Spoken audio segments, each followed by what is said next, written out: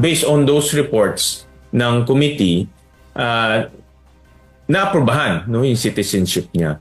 So ang importante kasi dito yung ebidensya at proof na meron siyang direct links dito sa mga pogo at sinasabing pogo. Mr. President, I could not in good conscience vote to grant Filipino citizenship to Lee Duan Wang. Ang pinag-uusapan natin ay hindi naman po simpleng application para sa driver's license o business permit kung saan simpleng checklist ng isinumite ang kailangan. Ang sangkot dito, timbang ng buong kapangyarihan at autoridad ng lehislatura para sa iisang tao.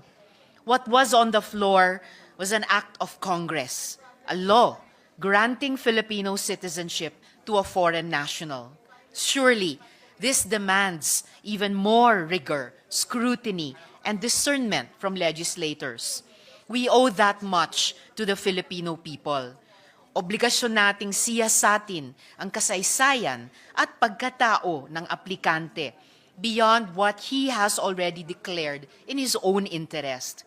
At sa aking interpellation sa panukalang ito, nalaman natin na napakarami at naglalakihang red flags ang itinago ni Lee Duan Wang sa Kongreso. Si Lee Duan Wang ay junket operator at kasosyo ni Duan Renwu, ang sinasabing big boss ng na-raid na Pogo sa Porac, Pampanga. Ang negosyo niya ay nasa parehong building ng negosyo ni Shi Zhejiang, isang self-confessed Chinese spy. Konektado siya sa Philippine Xinjiang UC Association na sinasabing parte ng United Front Work ng Communist Party of China. At sa mga opisyal na dokumento sa SEC, nagsinungaling siya at nagpresenta bilang Pilipinong si Mark Coong.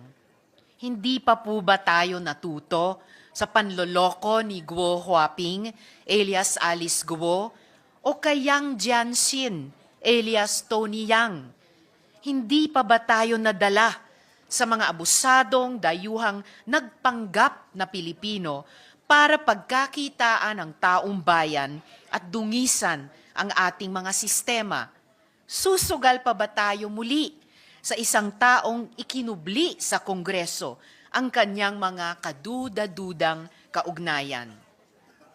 Hindi ko po hinatulan na guilty sa anumang krimen si Lee Duan Wang, Mr. President.